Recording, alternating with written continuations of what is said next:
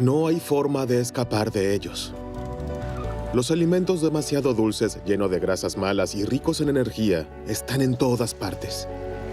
Desde hace décadas, estos modernos hábitos alimenticios le causan problemas a nuestro cuerpo. ¿Pero qué hay del cerebro? ¿Perjudica una mala alimentación también nuestra salud mental, nuestro estado de ánimo y nuestra capacidad cerebral? Sabemos que la comida chatarra engorda, pero también puede atrofiar el cerebro. Entre tanto, también los investigadores del cerebro estudian las consecuencias de nuestros hábitos alimenticios. Una alimentación alta en grasas y rica en azúcar produce cambios a largo plazo en ciertas zonas del cerebro. Esta ciencia, aún joven, revela una nueva faceta de nuestra alimentación.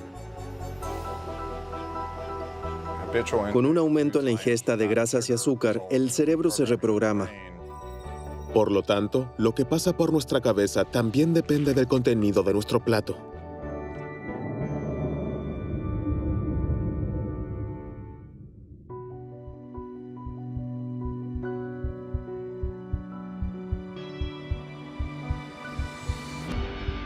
Todo comienza con las primeras comidas, antes del nacimiento. El cerebro se desarrolla durante el embarazo. Su posterior rendimiento depende de la forma en que se alimente, de lo que ha comido la madre durante los 9 meses.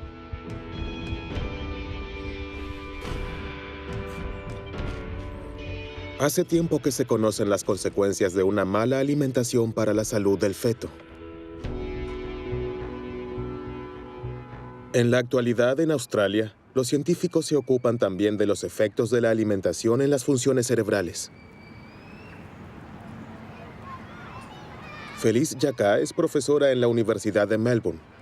Estudió el comportamiento de miles de niños después de haber observado los hábitos alimentarios de sus madres en un amplio estudio de 23,000 mujeres embarazadas. Seguimos de cerca qué comida chatarra y alimentos procesados industrialmente comían y qué alimentos saludables, nutritivos y ricos en fibra. Luego examinamos la salud emocional de los niños de 18 meses a 5 años.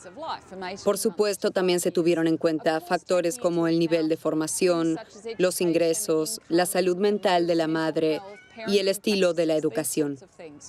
El resultado fue evidente. Las madres que consumieron más comida chatarra y alimentos procesados industrialmente, como refrescos dulces, refrigerios salados, pasteles y galletas durante el embarazo, tuvieron hijos más propensos a la agresión y las rabietas.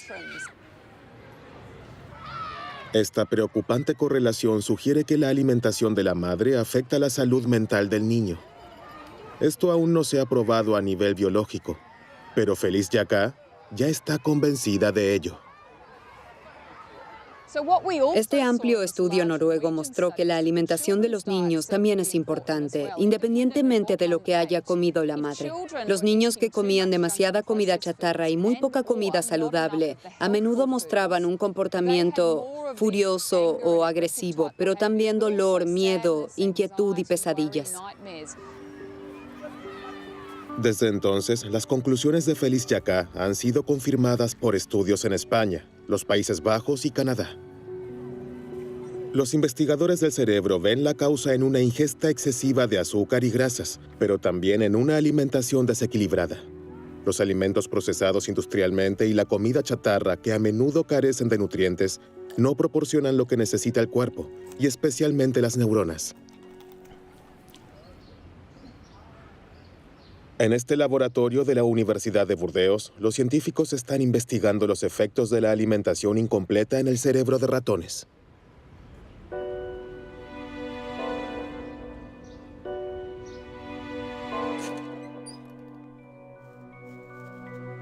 Este experimento se usa para medir las reacciones de miedo. El animal tiene la opción de poder explorar la parte iluminada o esconderse en la sombra. Por lo general, el ratón siempre se toma el tiempo para explorar el área iluminada. Sin embargo, este ratón tuvo que prescindir de los ácidos grasos omega 3 durante su desarrollo. Estas son las grasas buenas, que se conocen principalmente por su influencia positiva en el corazón y las arterias. En lugar de explorar sus alrededores, el ratón se retira a un rincón oscuro que no abandona más. Está estresado y asustado. El experimento se repitió muchas veces con decenas de ratones. Para los investigadores, este extraño comportamiento se explica fácilmente. Sin ácidos grasos omega 3, el cerebro no puede desarrollarse ni funcionar normalmente, ya que nuestras células grises se componen de un 90% de grasa que el cerebro no puede producir por sí mismo. En el cerebro se encuentran junto al tejido graso las mayores cantidades de ácidos grasos poliinsaturados. Estos ácidos grasos son indispensables y como el organismo no puede producirlos por sí mismo, tenemos que ingerirlos con nuestra comida. El pescado graso, las entrañas, los aceites vegetales, las semillas y los frutos secos han sido desde hace mucho tiempo los que más aportan omega 3 a los seres humanos. Pero estos alimentos se han vuelto poco frecuentes en las cocinas de los países industrializados. La cantidad de ácidos grasos omega 3 que llega al cerebro es clave para el desempeño de sus células, pues a medida que las membranas absorben estos ácidos grasos, mejoran sus propiedades eléctricas. Las neuronas que son ricas en ácidos grasos omega 3 transmiten la señal más rápido y la red es más eficaz. En el caso de deficiencia de ácidos grasos omega 3, el funcionamiento del cerebro puede verse afectado. Grandes sectores de la población muestran una deficiencia en ácidos grasos omega 3. Por eso es importante asegurarse de una ingesta suficiente, especialmente en ciertas etapas como durante el desarrollo, cuando el cerebro necesita grandes cantidades de estos ácidos grasos. Esto también cuenta en la adolescencia, porque en esta etapa los hábitos alimenticios cambian a menudo. También en la vejez, cuando el cerebro absorbe menos los ácidos grasos omega 3, se debe aumentar la ingesta. Por eso, para que el cerebro funcione a toda velocidad, deben evitarse especialmente las deficiencias en la alimentación. Pero se debe disponer de los nutrientes adecuados y la comida debe ser variada. ¿Qué le sucede a las neuronas cuando la alimentación es pobre en nutrientes y sobre todo consiste siempre en lo mismo? El hámster europeo, que estuvo extendido durante mucho tiempo aquí en las tierras bajas de Alsacia, se enfrenta exactamente a este problema. Desde los años 60 hemos observado una disminución en la población de hámsters que ahora está en peligro de extinción. Al mismo tiempo, el cultivo de maíz ha aumentado cada vez más. Carolina Vold se preguntaba si la caída de la población de hámsters podría deberse al repentino exceso de oferta de maíz. Por ello, en un experimento de laboratorio, alimentó a sus hámsters exclusivamente con este tipo de grano. Durante la temporada de apareamiento, observamos trastornos de conducta en las hembras que se manifestaron en un alto nivel de agresividad y sensibilidad al ruido.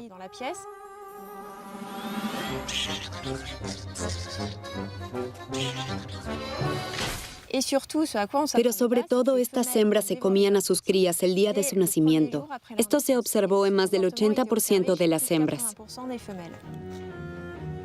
La mala alimentación es suficiente para convertir al hámster en un asesino de hijos. La causa es la falta de una simple vitamina.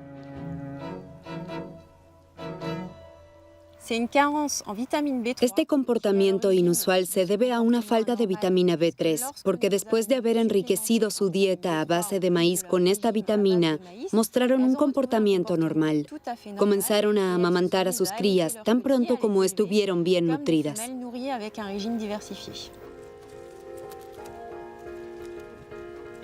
El canibalismo de los hámsters es preocupante. ¿Podría una alimentación poco equilibrada y deficiente llevar también al ser humano a un comportamiento agresivo y violento?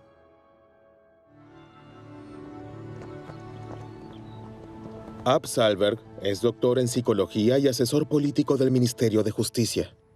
Su área de especialización, alimentación y delincuencia. Está convencido de que enriquecer la alimentación con vitaminas, ácidos grasos y minerales puede reducir la agresividad.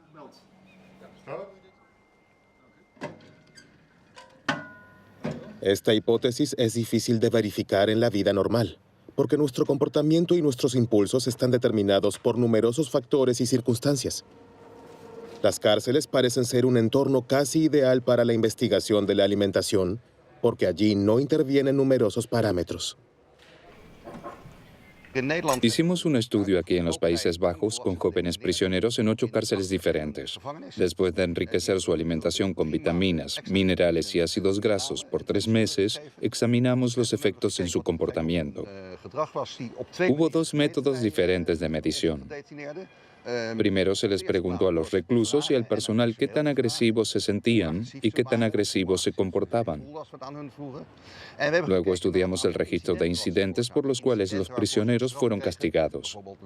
Y resultó que el número de casos de castigo en celdas de aislamiento se había reducido drásticamente. En el grupo de presos cuyas comidas fueron enriquecidas, el número de incidentes disminuyó en 1/3. Así es que nuestra comida cambia nuestro estado de ánimo y refuerza ciertos impulsos.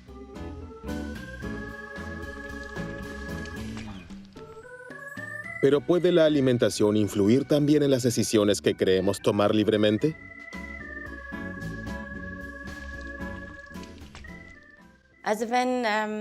Bueno, cuando se les pregunta a las personas si creen que la alimentación y lo que comen tiene un impacto en su salud, la mayoría responde que sí.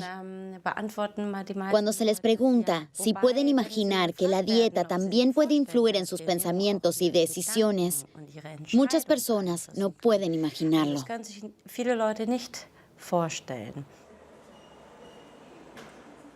Pero eso es exactamente lo que ha demostrado por primera vez So-Yeon Park del Instituto de Psicología de la Universidad de Lübeck. Sus estudios han revelado el mecanismo por el cual la alimentación puede influenciar nuestros pensamientos. Con este fin, la investigadora desarrolló un experimento muy original. Imaginemos el siguiente dilema. El dinero sobre la mesa debe dividirse en 2 cantidades. Pero es su compañero de juego, un desconocido, quien decide esta división. Te daré 2 euros y me quedaré el resto. Si acepta esta oferta injusta, obtendrá algo de dinero, pero mucho menos que él. Si la rechaza, ambos se van con las manos vacías. ¿Qué elegiría? ¿Acepta la oferta y toma los 2 euros, aunque se sienta engañado? ¿O la rechaza y se va con las manos vacías, pero con la frente bien alta? Sorprendentemente, que tome el dinero o no depende de lo que haya comido antes.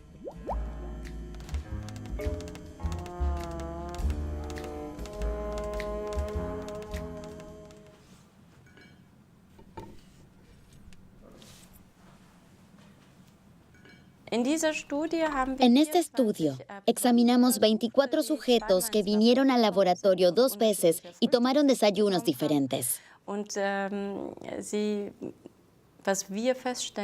Y lo que descubrimos es que la misma persona tomó decisiones muy distintas dependiendo de lo que comió esa mañana.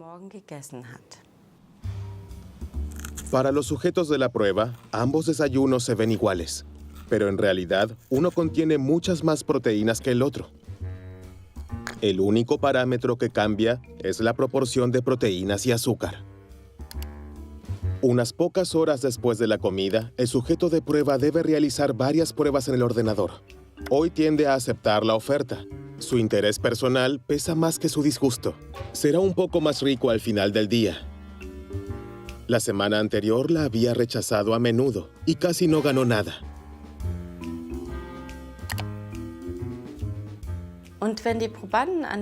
Si los sujetos tenían más proteínas en sus desayunos esa mañana, también fueron más tolerantes ante una oferta injusta.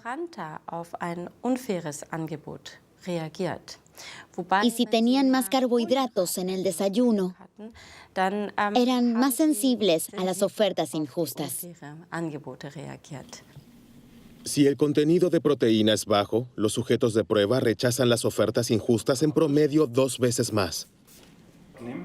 Pero ¿cómo se puede explicar este sorprendente resultado? En busca de evidencia biológica para su observación, los científicos realizaron análisis de sangre. Enviaremos la sangre directamente al laboratorio y luego la analizarán en busca de componentes hormonales y aminoácidos, especialmente las hormonas insulina, cortisol, adrenalina, ACTH, y en el caso de los aminoácidos, especialmente triptófano y tirosina.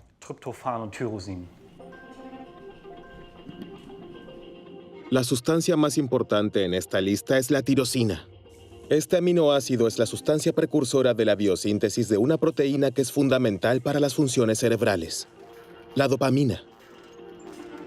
Este neurotransmisor garantiza la comunicación entre las neuronas responsables de la motivación y la disposición a correr riesgos. Los resultados del análisis de sangre muestran que los sujetos cuya sangre contiene más tirosina tienen más probabilidades de aceptar la oferta injusta. En pocas horas, lo que comemos provoca un ligero cambio en la química de nuestro cerebro y también en la comunicación entre las neuronas. Esto es suficiente para influir en ciertas decisiones.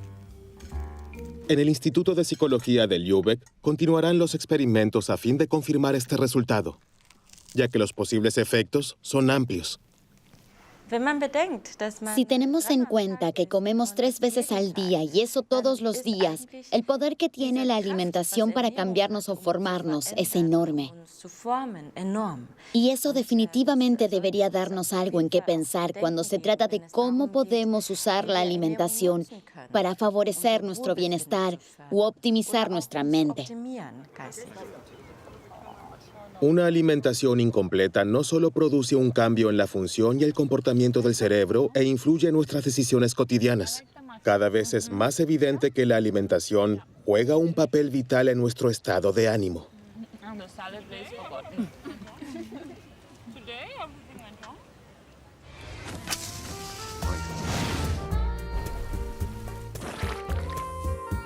Pero ¿qué pasa con la comida chatarra rica en azúcar y grasas malas? ¿Qué pasaría si no ingiriéramos nada más que eso?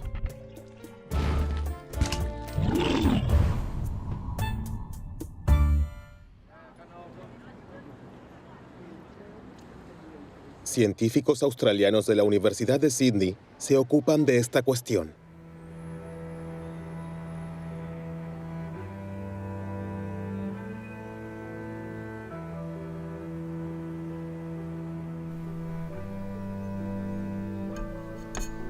Margaret Morris dirige el único laboratorio en el mundo donde las ratas se alimentan con los alimentos producidos industrialmente que se pueden encontrar en supermercados o cadenas de comida rápida barata.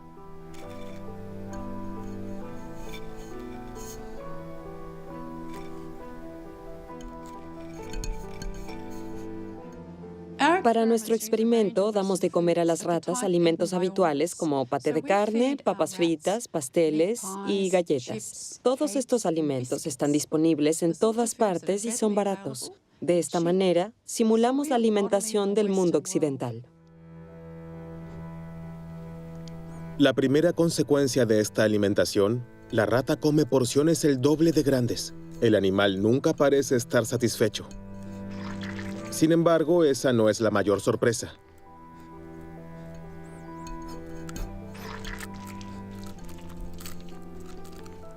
Estamos particularmente interesados en los efectos de esta alimentación en la memoria de los animales. Los medimos con la ayuda de una conocida prueba de comportamiento de reconocimiento de objetos.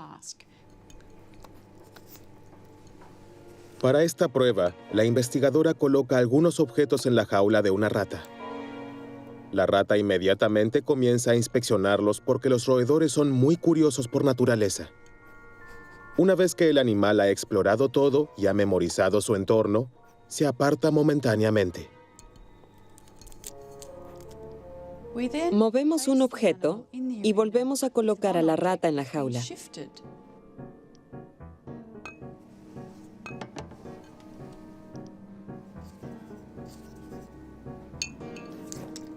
Cuando regresa, la rata pasa más tiempo examinando el objeto movido porque el otro objeto ya lo conoce.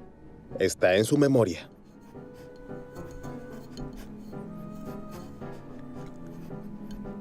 Sin embargo, las ratas sobrealimentadas muestran un comportamiento diferente. Los animales que reciben alimentos muy ricos en grasas o azucarados o ambos reconocen el objeto movido con menos frecuencia.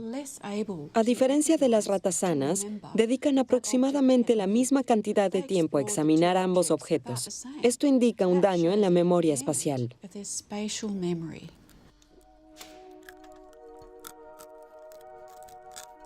Las ratas sobrealimentadas no solo tienen una memoria espacial dañada, sino también otros trastornos funcionales que son una señal de alarma para los científicos.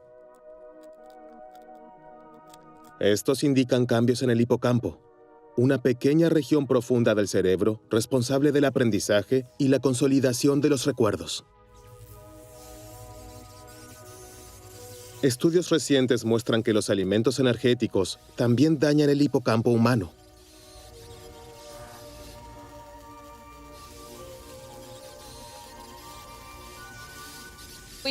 Observamos, por ejemplo, que la calidad de los alimentos afecta al tamaño del hipocampo y también al volumen de materia gris y blanca.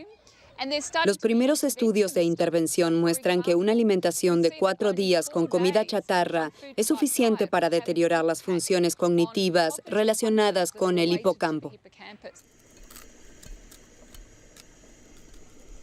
Ahora, Margaret Morris está tratando de averiguar cómo los alimentos energéticos dañan el cerebro de sus ratas y reducen su rendimiento. Tiene una hipótesis.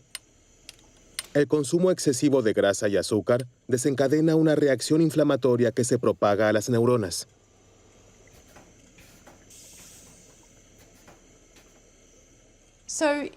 Esta alimentación provoca una reacción inflamatoria en todo el cuerpo. Sabemos esto de personas obesas, pero en este caso la reacción parece muy aguda. Pudimos observar un aumento de citocina y otros agentes inflamatorios.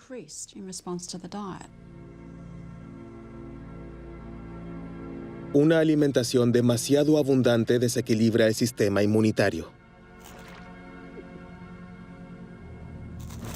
Este se defiende y desencadena una reacción inflamatoria, especialmente en el tejido adiposo. Nuestra grasa luego libera sustancias que extienden esta inflamación a todo el cuerpo. Hasta ahora, se supone que las neuronas están libres de este fenómeno porque están protegidas por la llamada barrera hematoencefálica. Esta membrana rodea los vasos sanguíneos y normalmente protege el cerebro. Creemos que esta inflamación creciente podría extenderse desde el cuerpo hasta el cerebro. Esto podría deberse a que la alimentación daña y hace permeable la barrera hematoencefálica, que de otro modo protege al cerebro de las sustancias proinflamatorias, de modo que estas sustancias se introducen en el cerebro. De esta manera, la inflamación penetra en las meninges y allí causa un fenómeno particularmente sorprendente. En su laboratorio, Sophie Layet demostró recientemente que ciertas células inmunes en el cerebro de sus ratones sobrealimentados, las células microgliales, comienzan a comerse las neuronas.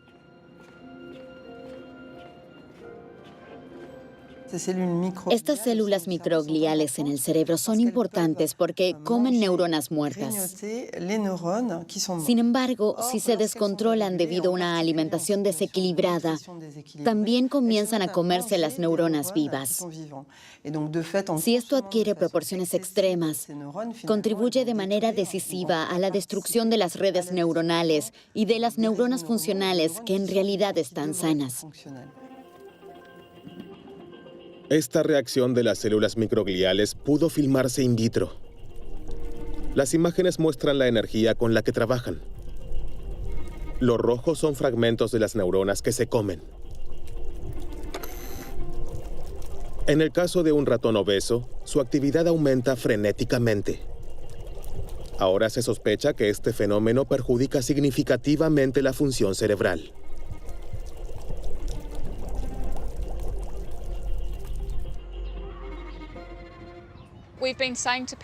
Llevamos 30 años diciéndoles a las personas, no coman estos alimentos, podrían sufrir un ataque cardíaco, cáncer o diabetes. Pero el comportamiento alimentario se ha mantenido igual. Si los consumidores ahora se enteran de que su alimentación es muy importante para la salud de su cerebro y la de sus hijos, es de esperar que estén más dispuestos a cambiar sus hábitos alimenticios.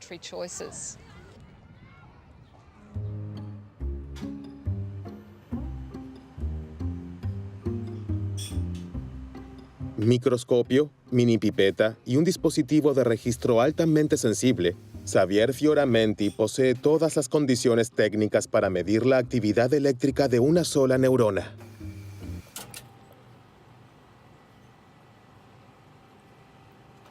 El principio es simple. El corte cerebral de un ratón se encuentra en un líquido que lo mantiene vivo.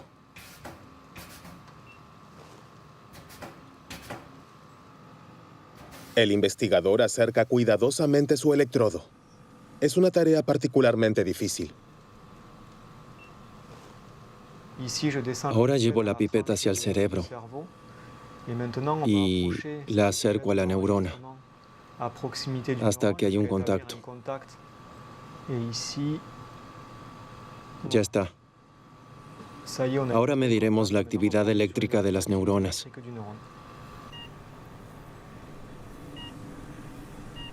Las oscilaciones hacia arriba son potenciales de acción. De esta manera, las neuronas codifican su información. El tiempo que pasa entre cada oscilación representa el mensaje que envía la neurona. Ahora aumentaremos la concentración de glucosa en el líquido. Veamos si esta célula reacciona. Como puede observarse, esta célula reaccionó al aumentar la actividad eléctrica. El potencial de acción es más fuerte que antes de aumentar el contenido de glucosa. Esta señal es de una sola célula. Sin embargo, en el cerebro, todas las neuronas están conectadas entre sí. Los científicos suponen, por tanto, que la glucosa altera la actividad de todas las áreas del cerebro responsables de las sensaciones y el placer.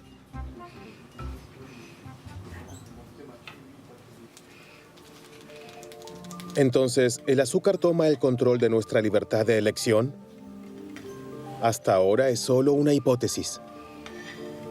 Por eso la adicción al azúcar es ahora objeto de una intensa investigación en los laboratorios. Y cada vez es más evidente que la influencia del azúcar es semejante al poder de una droga.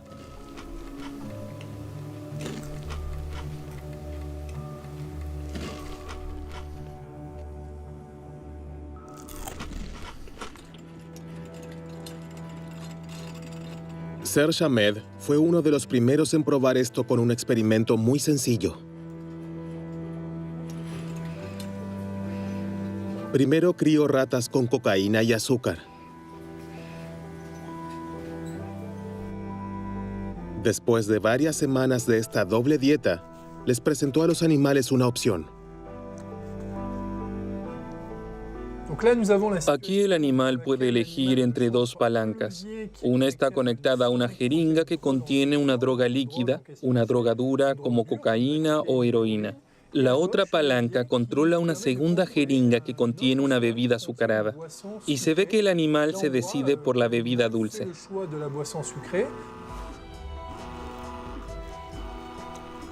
Las ratas eligen agua azucarada 4 veces más a menudo que la droga. Aunque en el caso de la glucosa no hay riesgo de sobredosis, se ve claramente que el deseo no puede reprimirse. Este experimento muestra que el azúcar tiene un potencial adictivo más alto de lo que pensábamos anteriormente. Incluso puede ser más adictivo que las drogas duras como cocaína y heroína.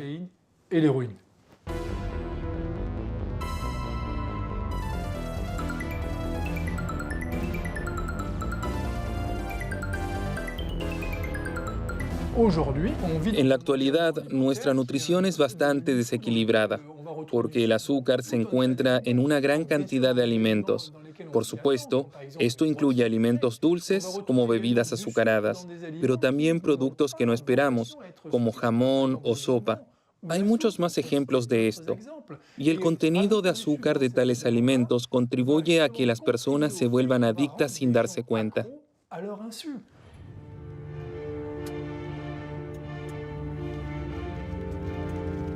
Aquí en el Oregon Research Institute se investiga el impacto de los alimentos azucarados en el cerebro humano.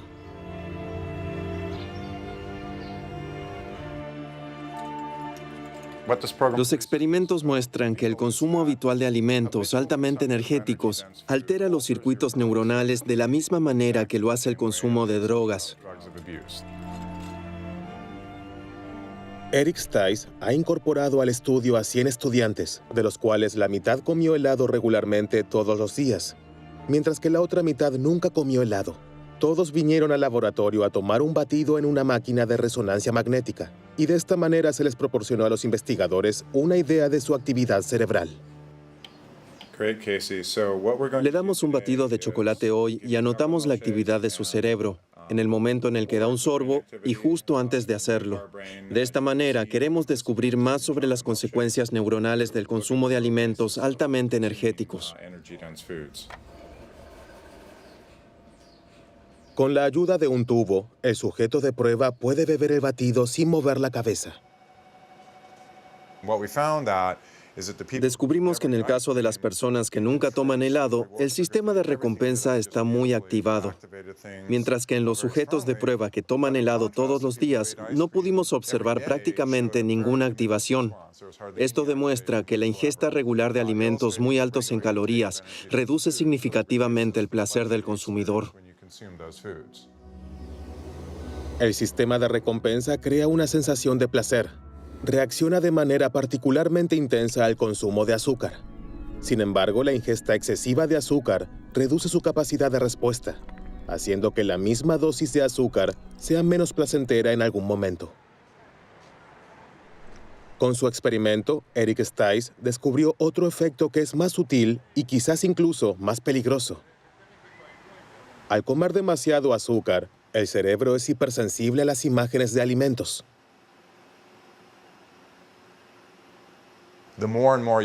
Mientras más helado coma, menos se activará su sistema de recompensa. Por otro lado, reacciona mucho más intensamente a los estímulos que prometen un pronto consumo de helado, como cuando pasa con el coche por una heladería o ve un comercial en la televisión. Responde a estos estímulos de manera mucho más intensa que las personas que nunca comen helado. Y eso incita a comer, a pesar de no tener hambre, lo que lleva a la obesidad y todos los problemas de salud que resultan de ella. Esta influencia directa de los alimentos en nuestro cerebro cumple una función importante en la selección de nuestra comida diaria.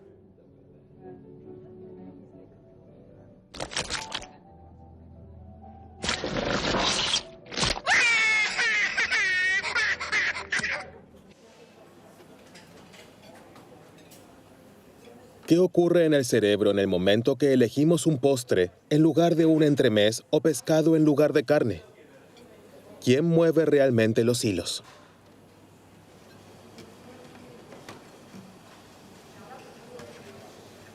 El laboratorio de Carlos Ribeiro está a la vanguardia en la investigación de nuestros hábitos alimenticios.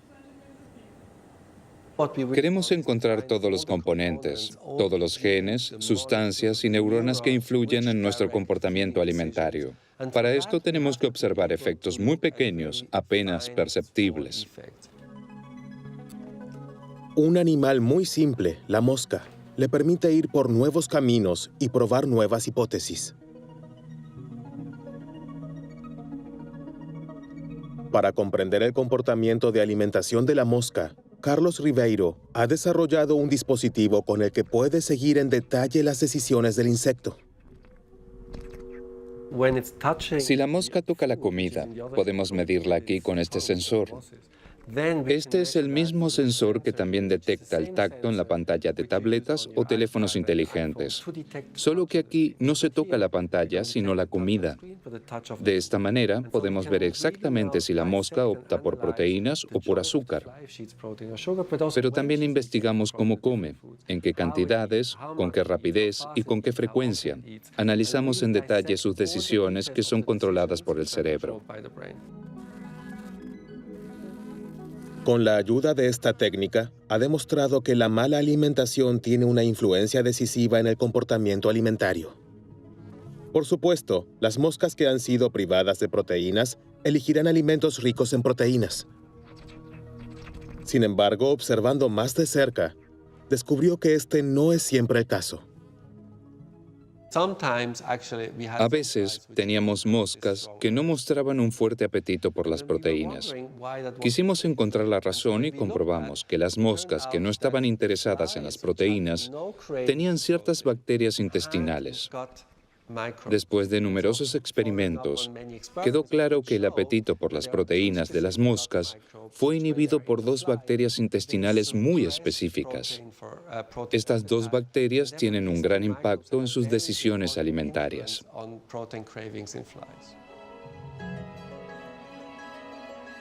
El comportamiento alimenticio de las moscas está influenciado por las bacterias en sus intestinos. Este sorprendente descubrimiento plantea una pregunta importante. ¿Las bacterias en nuestra propia flora intestinal, conocida por los científicos como microbiota intestinal, afectan también nuestro cerebro? ¿Cumplen alguna función en nuestros hábitos alimenticios?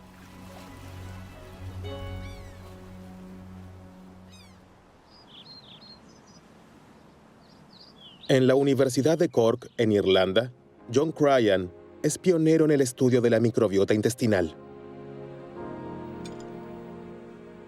Logró demostrar que las bacterias intestinales también influyen en ciertos comportamientos de los mamíferos.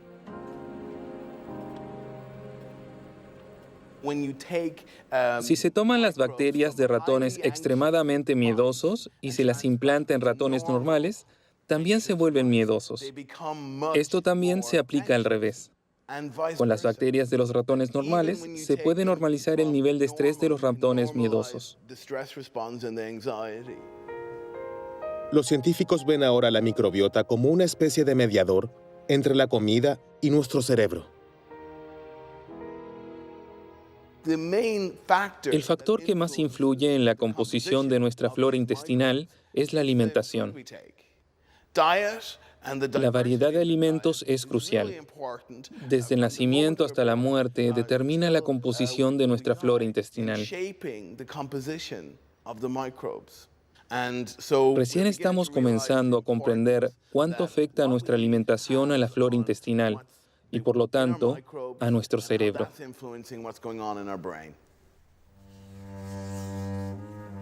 El hecho de que nos sintamos bien depende, entre otras cosas, del bienestar de nuestra microbiota. Una alimentación que es buena para nuestro estado de ánimo es principalmente una que agrade a las bacterias de nuestro intestino.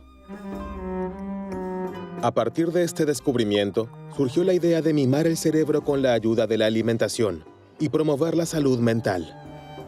Y aquí los científicos están particularmente impresionados por la famosa dieta mediterránea.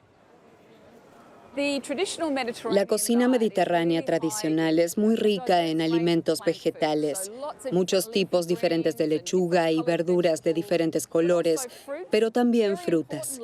Las legumbres, es decir, frijoles, lentejas y garbanzos, también son muy importantes. También hay frutos secos y granos, pescado y, por supuesto, aceite de oliva. El aceite de oliva es una parte muy importante de la dieta mediterránea. Creemos que esta amplia diversidad también conduce a una gran variedad de bacterias en nuestros intestinos. Y esta diversidad de la flora intestinal, a su vez, garantiza una buena salud.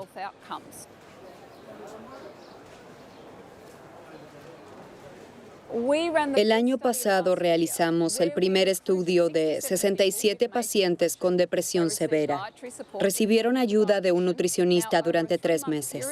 Al final los examinamos nuevamente y descubrimos que su cambio de alimentación estaba acompañado de una mejora en la depresión. Cuanto más estrictamente siguieron la dieta mediterránea, mejor se sintieron.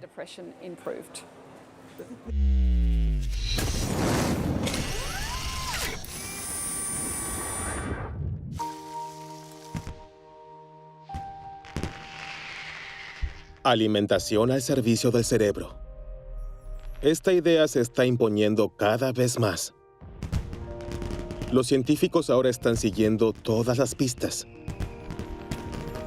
Las especias que se han utilizado en la medicina tradicional india durante siglos ahora se están investigando en los laboratorios debido a sus efectos positivos en la psique.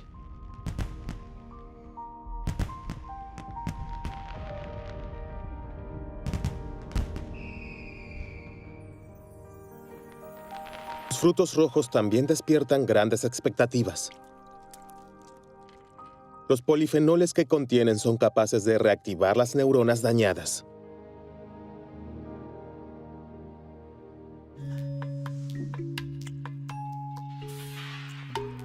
Entonces, ¿son los frutos rojos y las especias remedios milagrosos que mantienen nuestras neuronas siempre jóvenes? Aún es demasiado pronto para responder a esta pregunta. La ciencia recién está comenzando a desentrañar los misterios de esta increíble conexión entre la alimentación y el cerebro. El menú ideal para nuestras células grises aún se desconoce en gran parte. Sin embargo, una dieta variada y equilibrada que no contenga alimentos procesados industrialmente y azúcares, y que incluya muchas frutas y verduras, parece ser la mejor receta para mantener nuestras capacidades mentales. A mi abuela le gustaba decir, eres lo que comes, así que come bien. Y la ciencia comienza a reconocer cuánta razón tenía. ¿Podemos reducir la tasa de criminalidad previniendo las deficiencias en la alimentación? Es demasiado pronto para decir definitivamente que una alimentación saludable afecta nuestro comportamiento. Cuantas más barritas de chocolate comemos, mayor es la tentación, así que comemos más. Alimentamos el monstruo que llevamos dentro. Lo mejor que pueden hacer es alimentar a sus hijos de manera saludable y que no se acostumbren a esas porquerías. Acabo de decir porquería, lo siento.